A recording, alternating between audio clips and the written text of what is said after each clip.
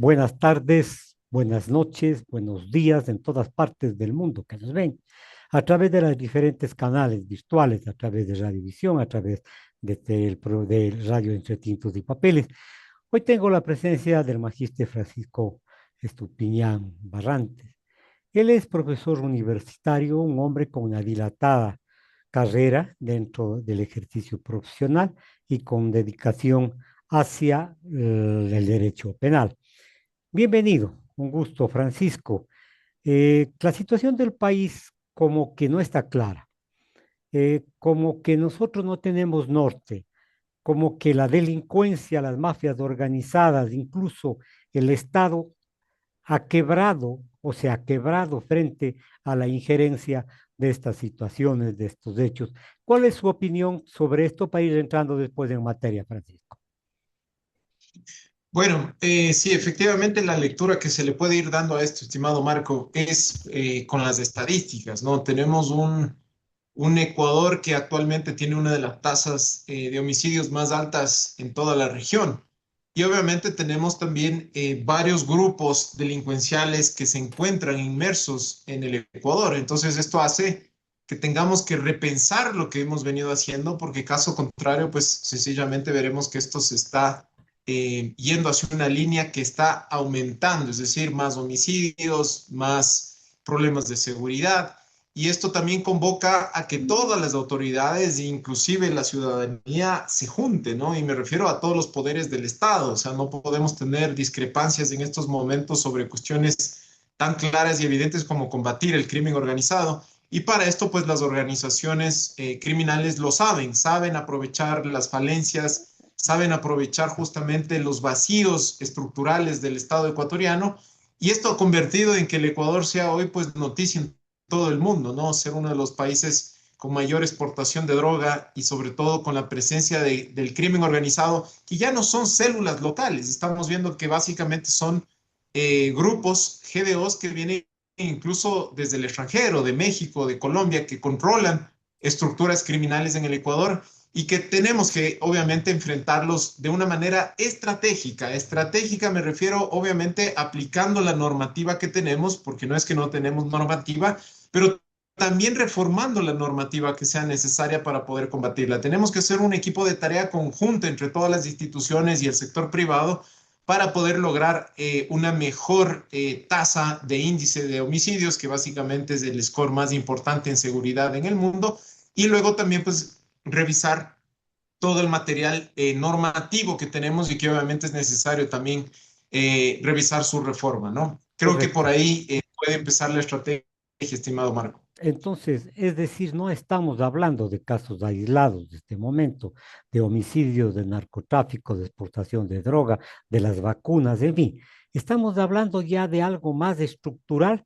Quiero decir que está fallando el Estado en su forma, está fallando la aplicación de la ley por parte de los jueces, ha superado el crimen internacional, todo lo que nosotros tenemos en el sistema jurídico. A ver, voy a empezar la respuesta a esa pregunta por, creo, la parte más importante, Marco. La corrupción en este país está haciendo que lógicamente el crimen organizado pueda avanzar. No existiría el nivel de inseguridad que tenemos actualmente si es que existiera realmente una investigación y un ataque al tema de la corrupción. Entonces, tenemos un sistema de judicial con todo el respeto y obviamente hay muchas excepciones sin lugar a duda, pero está cooptado en gran parte por el crimen organizado. Entonces, tenemos que entender que la corrupción es uno de los ejes principales que tenemos en nuestra tarea diaria. Y esto, Marco, usted y yo, ¿no es cierto?, con algo de experiencia, no es algo que hablamos ahora. La corrupción me hemos venido hablando probablemente desde que estuvimos en el colegio, en la escuela. O sea, es un mal que ha tenido el Ecuador y que obviamente no es que apareció ahora la corrupción y que obviamente porque tenemos corrupción ahora tenemos crimen organizado. No es eso. Pero yo me pregunto, en todos estos años que hemos hablado de corrupción, Marco, ¿qué hemos hecho? ¿Qué hemos hecho para poder cambiar esa estructura de corrupción que tenemos? Entonces, yo soy muy práctico, ¿ya? Y soy muy, digamos, analista en el tema de qué podemos hacer en la parte de ejecución contra la corrupción. Y hay varias ideas que no las he propuesto solo yo, incluso ha sido propuestas por propios funcionarios del sistema judicial, otros casos en el sector privado, de, por ejemplo, implementar temas de polígrafos, temas de debida diligencia, temas de verificación de patrimonio, incremento de patrimonio ciudadano, verificación de antecedentes. Es decir, no podemos tener un sistema judicial cooptado por el crimen organizado cuando podemos hacer realmente una mejor selección de nuestros jueces y digo a todo nivel, para que obviamente esto no ocurra. Marcos, si por más que tengamos la mejor policía, por más que tengamos a los mejores fiscales, ¿qué ocurre si los llevamos a una audiencia, ¿no es cierto?, de juicio o preparatoria o incluso de flagrancia? ¿Qué pasa si el juez no está preparado o es corrupto? Entonces, todos los esfuerzos que ha hecho el Estado ecuatoriano con compra de vehículos, compra de información, etcétera, se caen cuando el sistema judicial no es fuerte, no es sólido. Entonces, a mí me preocupa que la batalla se la quiera ver únicamente desde el lado policial investigativo slash fiscalía, cuando en realidad el cuello de botella es el sistema judicial. Si usted me pregunta a mí, Marco, ¿cuál es nuestro mayor problema actualmente? No está en la policía y no está en la fiscalía, está en el sistema judicial, que claro, también tenemos un tema importante de que es un sistema que es hipergarantista y que obviamente tienen que tomar decisiones en base a esa constitución. Estoy de acuerdo, pero por lo menos si tuviéramos realmente jueces honestos, sería mucho más fácil el trabajo para fiscalías fiscales que están inmersos dentro de ahí, que podemos. Pero el tema de la política va a haber en el Consejo de la Judicatura para poder realmente escoger a los mejores jueces. Bien, cuando se habla de la corrupción, como usted lo ha hecho con propiedad, se habla y se reduce a los funcionarios públicos que roban, a los funcionarios públicos que no aplican la ley, en fin, que, que unilateralmente se dice que por acá existe la corrupción, pero estamos viendo también que el crimen organizado supera toda expectativa de la ley. Además de eso, está presente en el Ecuador este rato el lavado de activos que posiblemente están lavando conciencias de algunos administradores de justicia. Usted acaba de topar un tema sumamente clave, estimado Marco, y es el lavado de activos, que también es un grave problema en el Ecuador. Vamos a las Nuestro- cifras. A mí siempre me gustan Máquinas, las máquinas. estadísticas. Tenemos uno de cada 10 procesados. Bien, se nos costó la señal, Francisco. No sé si me está escuchando. Sí, lo escucho perfecto, estimado Ok, Marco. ok, entonces reanudamos el diálogo cuando le preguntaba yo a usted, Francisco, que si este dinero sucio, este dinero de las transnacionales, en fin, de los GDOs, han traspasado toda ética y estamos no solamente en el Poder Judicial, en los asistentes de justicia, sino yo diría incluso en altos mandos, tanto militares como policiales. El lavado de activos definitivamente es un problema que no ha sido tratado con la seriedad que debe de ser. Sí, Marco, y a esto de nuevo vamos a los números, ¿ya? ¿Usted puede creer que uno de cada 10 procesados por lavado de activos recibe sentencia condenatoria? Entonces, ¿eso qué me indica a mí?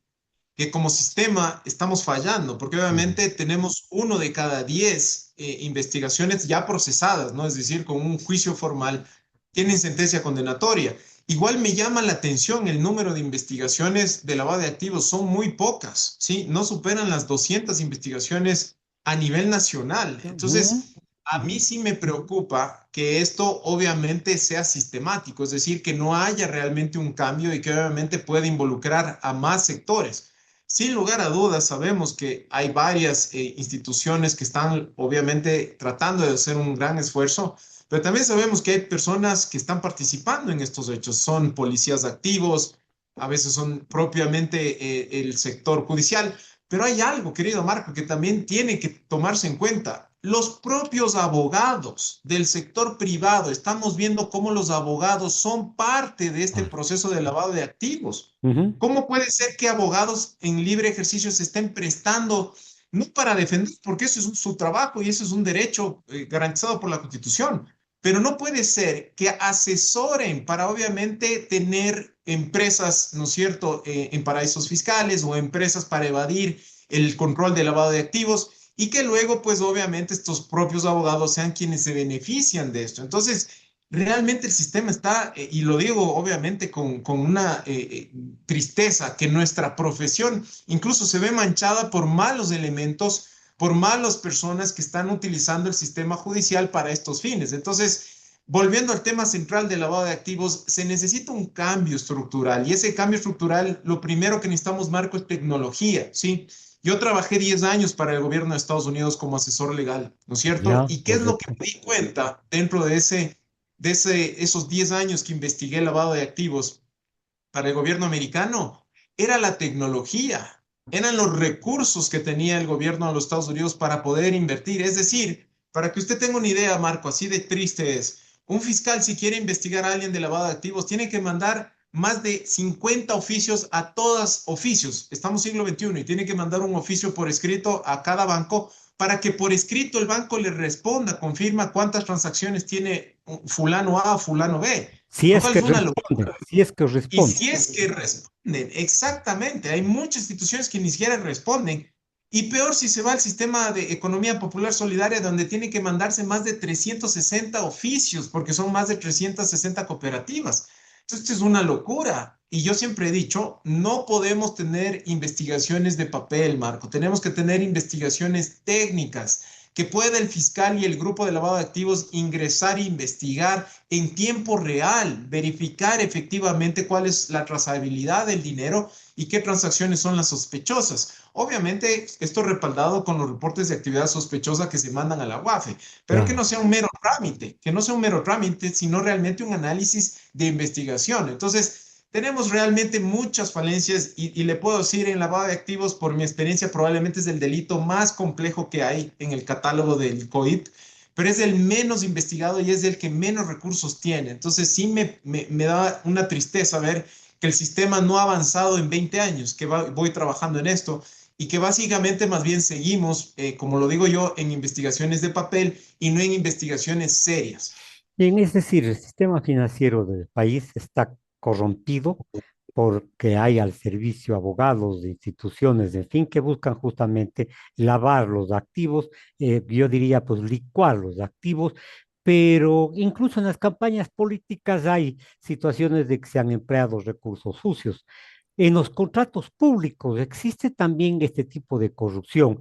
¿Y por qué es entonces que esta es la consecuencia para que los ecuatorianos tengamos desconfianza de nuestro sistema financiero, judicial y en algún momento nos resistamos a apoyar? Es que es eso, querido Marco. Aquí la pregunta es, ¿qué normas nos faltan? Faltan hacer unos pequeños cambios, Marco, muy Ya, pequeños cambios, que realmente es con bisturí. Pero tenemos normas que son buenas en su estructura, en su espíritu, son buenas, que se tienen que usarlas. Pero ahí viene lo que usted dice, ¿quiénes están usando esas normas? ¿Quiénes ejecutan esas normas? Entonces, claro, cuando tenemos un sistema, ¿no es cierto?, que no está siendo acorde a los principios y valores que tiene una sociedad, pues toca analizarlo. Usted pone el ejemplo, el sistema bancario. Efectivamente hay de todo. No podemos decir el sistema ujú, bancario es corrupto. No, el sistema, de hecho, en su gran mayoría es honesto y cumple reglas. Pero obviamente hay un sector pequeño, pero que sí hay y que obviamente se ha investigado que está usando ese sistema financiero para lavar el dinero. Ok, ¿quiénes son estas cooperativas? ¿Quiénes son estas instituciones? Estas cajas de ahorros. Ahí tenemos que echar un ojo para obviamente investigar. Pero de nuevo, el control tiene que ser automatizado, querido Marcos. No ya, podemos esperar a auditorías de la UAFE. No podemos esperar a que la UAFE controle más de 500 instituciones financieras en el país. No, no alcanza. Lo que se tiene es hacer un tema automatizado de control, que el sistema automáticamente tenga banderas rojas cuando se sobrepase el umbral de los $10,000, cuando haya obviamente inconsistencias reiteradamente entre depósitos de una misma persona o una propia empresa. Entonces, hay cómo automatizarlo, pero de nuevo, eso es inversión, Marco, y eso es algo que se requiere dinero, pero al final también se requiere personas. Una persona va a tener que estar detrás de eso y esa persona tiene que ser alguien que haya sido verificado, que no tiene corrupción, que ha pasado polígrafo, que ha pasado debidas diligencias, que ha pasado antecedentes. Es decir, gente proba, que sí la hay, Marco, hay gente proba en el Ecuador. El problema es que no ponemos a los probos en los puestos claves, ponemos a gente que va a hacer negocio y eso es un problema. El problema es que las personas capacitadas y pruebas, no entran al sistema porque de todas formas hay una desconfianza y a lo mejor salen salpicados y a lo mejor incluso son amenazados. La teoría del miedo para que no vayan las investigaciones más allá, aparte de la compra de conciencias, pero no bastan solamente las leyes. No bastan solamente operativos. ¿No cree usted que debe haber una depuración propia del Estado dentro del Estado? Es decir, alguien que califique quiénes son los que deben mantener sus puestos y quienes deben irse, algunos a la cárcel, otros a su casa. Exactamente, ¿ya? Lo que usted dice, lo que más se asemeja es a la Contraloría, ¿ya? Pero yo realmente lo que he estado siempre promoviendo y analizando es, debería haber, ¿no es cierto?, una institución ecuatoriana que sea única y exclusivamente para que determine selección de funcionarios públicos. Esa es una gran solución que puede traernos al Estado ecuatoriano. ¿Por qué? Porque esa institución lo que debería hacer es analizar de absolutamente todas las instituciones. ¿Quiénes van a esa institución? Si pasó un proceso de selección, si pasaron pruebas de conocimiento, Ujú. psicológicas, de probidad, etcétera.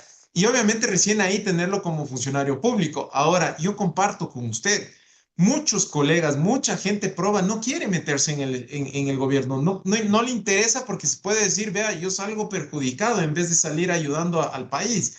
Y estoy de acuerdo con eso, pero Marco, ¿qué vamos a hacer con los que sí son patriotas? Y que hay muchos. ¿Qué vamos a hacer con esos patriotas que sí están ahorita en el gobierno y que obviamente necesitan un apoyo técnico y obviamente luchar contra la corrupción? Usted sabe que no es fácil. Obviamente Ujú. entra a un mundo donde va a tener jefes, personal que ya está en un subsistema y hay que tratar de obviamente eliminar esos malos elementos. Yo creo, sí, que una institución, si no la Contraloría, que no tenga las facultades de Contraloría, sino al contrario, que tenga una institución que pueda verificar y seleccionar realmente al mejor personal posible dentro de las instituciones públicas, le haría un favor. Y nuevamente, Marco, yo soy de la idea de que todos, absolutamente todos, deben de pasar polígrafo.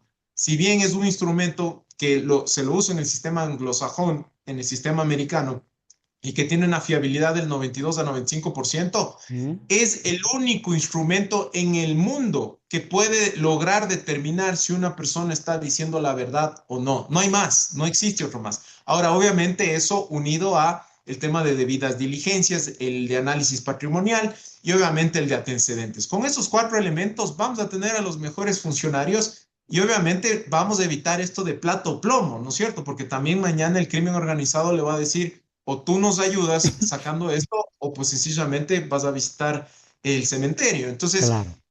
son las cosas que nosotros tenemos que eliminar y que ocurrían, por ejemplo, en Colombia en los 80s, 90s, y que no queremos que esto continúe en el Ecuador porque definitivamente sabemos que es un grave problema. Sí, por cierto, estoy de acuerdo con usted, Francisco, pero también me preocupa otra cosa, y usted lo dijo con claridad, el flujo del dinero. Nadie controla, todo el mundo hace lo que le da la gana, y es más, eh, utilizan estas pantallas para el lavado de activos, y siempre el crimen organizado va a tener más tecnología, más servicios, más serviciales, más corruptos que están al servicio de esta triste situación que vivimos. Es que, Marco, lo que usted dice es tan certero que le voy a poner un ejemplo en la práctica. Yo le pregunto, y yo sé la respuesta, y se la voy a decir también, ¿cuántos casos de investigación, Marco, hay actualmente o que hayan sido sentenciados por ejemplo, lavado de activos con criptomoneda? Cero. Cero. La criptomoneda, esto está desde hace años, ¿no es cierto?, en el mundo, es uno de los vehículos más fáciles de usar para el crimen organizado, porque obviamente no deja rastro, no deja obviamente la trazabilidad del dinero y puede usarse desde su celular. Usted con la aplicación puede sencillamente depositar desde su cuenta bancaria, comprar criptoactivos y inmediatamente mandar dinero a Claro. Bélgica o a Estados Unidos sin que haya pasado por sistema financiero. Entonces, esto es algo que ya en Estados Unidos, incluso no nos vayamos más lejos, Colombia y Perú ya tienen casos graves de investigación, ya tienen regulación sobre el tema de criptoactivos y aquí todavía ni siquiera el debate recién ha empezado, pero ni siquiera tenemos regulaciones claras sobre el lavado de activos. Entonces, mientras nosotros recién estamos hablando de la trazabilidad del dinero a través de cuentas físicas Ujú. de un banco, el crimen organizado está hablando de la trazabilidad de moneda virtual, donde pueden mover cientos de millones de dólares y el Estado ecuatoriano ni siquiera lo huele. Entonces, para que tenga una idea de lo que usted dice es correcto, hay una abismal diferencia y que obviamente tiene que hacerse una inversión importante para investigar temas de trazabilidad, por ejemplo, en criptoactivos, que es algo que ya está en el mundo ahorita en auge para el lavado de activos y que nosotros todavía no hemos hecho el control necesario. Bien, por otro lado, no existe una política real, esta es una opinión personal que la transmito a usted, no existe una voluntad política real para enfrentar estas redes, eh, porque a lo mejor se afecta a los sistemas de poder, perdón, a los medios de poder, a los sectores poderosos, que a lo mejor si no están al servicio de estas redes, terminan incluso siendo destituidos de los gobiernos. A mí no me gusta generalizar, estimado Marco. Yo no puedo decir el Estado está trabajando para el crimen organizado. No puedo hacerlo porque no tengo esa evidencia. Lo que sí puedo decir es que existen evidentemente ciertas células dentro del sistema que obviamente permiten que eso ocurra. Entonces no podemos hablar de un sistema que está trabajando para el crimen organizado porque realmente no existiera Estado, ¿no es cierto? Ujú. Seríamos realmente un Estado que básicamente no puede ni siquiera meter mañana preso a alguien por narcotráfico. Y yo no creo eso, no creo en los totalitarios ni en los comentarios generalizados, sino en pruebas. Y yo en las pruebas que he visto, evidentemente hay malos funcionarios, como en todo lado debe de haberlo, pero deben de ser implacablemente enjuiciados. Es decir, tiene que darse una prevención. No puede ser que un funcionario público que haya salido por narcotráfico sea sencillamente removido o sacado de su puesto. Lo que Ujú. tiene que hacerse es seguirse un juicio y obviamente sentenciarse hasta el final. ¿Para qué? Porque el sistema penal también es preventivo. Es decir, si yo veo que a una persona la sancionan con 25 años de prisión o 15 años, dependiendo del tipo, por corrupción, obviamente logremos que las demás personas digan, no, la verdad no me gusta ir por ahí porque realmente puedo yo ser afectado. Entonces, sí creo que, y no podemos dudarlo, el sistema está con bastantes problemas, pero donde hay que poner el ojo, Marco, porque yo sigo insistiendo en esto, no es en otro sistema que no sea el judicial. El judicial es el sistema que ahorita nos tiene en un grave problema. Es un grave problema porque muchas de las personas, los delincuentes son reincidentes, vuelven a salir. Ujú. Muchos de estos casos, 1 de cada 10 se sentencia. ¿Qué pasa con esos 9? ¿Quién recibe dinero para liberar a ellos? Entonces, yo creo que la estrategia por mucho tiempo ha sido, sí, mejoremos el sistema policial, investigativo, inteligencia, pero ¿qué pasa con el judicial? Nos hemos olvidado de ese sistema y a la final para mí ese es el más importante porque es donde termina todo el problema de la delincuencia organizada en el Ecuador. Tal vez hay una captura institucional, quiero decir, están secuestradas, capturadas, y no hay la capacidad de discernimiento ni la capacidad de disentir con ciertos mandos, en fin. En otras palabras, no existe la independencia suficiente como para poder llevar adelante las investigaciones y las sentencias que usted dice. Por supuesto, Marco, lo hemos visto hace pocos meses como un juez de una unidad anticorrupción fue presionado para que básicamente libere por un caso de lavado de activos de responsabilidad a un extranjero. Ujú. Entonces, ¿cómo puede ser que eso no nos estremezca? ¿Cómo puede ser que eso no nos haga reflexionar que nuestro sistema judicial es el problema? Porque si ponemos el ejemplo ahí, ¿no es cierto? Policía hizo su trabajo, lo capturó, lo ingresó, hizo el parte policial, hizo el informe investigativo. Fiscalía hizo su trabajo, lo acusó, lo llevó a juicio, lo llevó a una audiencia.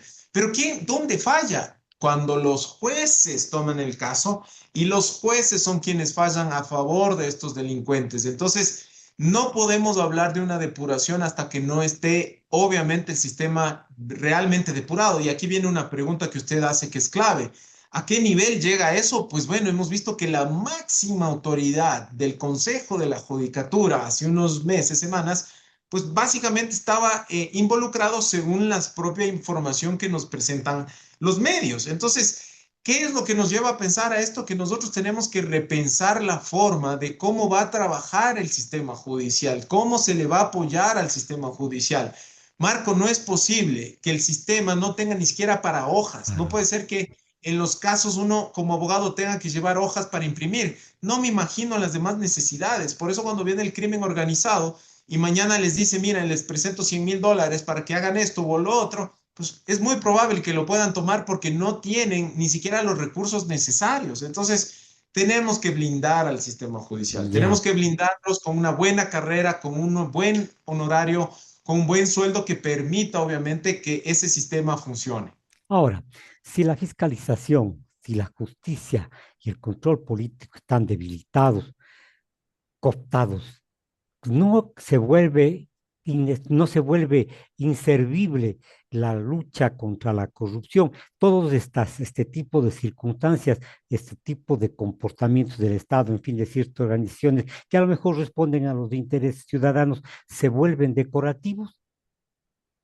Sí, no podemos dejar de mencionar que es duro. El combate a la corrupción no es algo que va a lograrse de la noche a la mañana, pero tampoco podemos claudicar, estimado Marco. No soy de la idea de que, ok, no ha funcionado, entonces dejemos que los GDO ingresen. No, yo creo que sí hay que tomar acciones, sí se pueden tomar acciones y que lógicamente ya depende también de la voluntad política que quieran hacerlo, porque una cosa es que usted y yo estemos de acuerdo en qué es lo que tiene que hacer, pero otra cosa es lo que la autoridad va a querer hacer. Entonces Ujú. la autoridad va a decir, sí, me parece interesante lo que la opinión pública parece, pero resulta que a los intereses de esa persona o voluntad política que tenga no es importante. Entonces, de nuevo, mientras exista opinión pública, mientras exista un sector privado consciente que obviamente requiera que en cualquier momento puede apoyar en cualquier circunstancia al Estado, hay que hacerlo, pero lógicamente no vas a tener un buen efecto si las autoridades que están en esos puestos no deciden en base a un proyecto serio, un programa con plazos establecidos y sobre todo con herramientas tecnológicas, que es lo que vuelvo y repito, no podemos esto cambiar de la noche a la mañana sin una buena inversión técnica que nos permita hacer ese cambio. Pero esa autoridad tendrá que en algún momento escuchar y entender de qué se va a servir para tener las mejores herramientas y poder cambiar un sistema que usted y yo sabemos está podrido. El sistema judicial lastimosamente no tiene una salida todavía positiva y esperamos que prontamente lo haga. Ahora, nosotros tenemos una forma de lavar en el país que es muy clara. Las empresas de fachada, los dineros que van a los paraísos fiscales, estos capitales golondrinas que vienen, invierten y sacan más de lo que han puesto en las cuentas, que en las cuentas de ahorro, en las cuentas de crédito, en fin. Pero aquí también existe una situación transnacional. ¿Esto robustece a la delincuencia?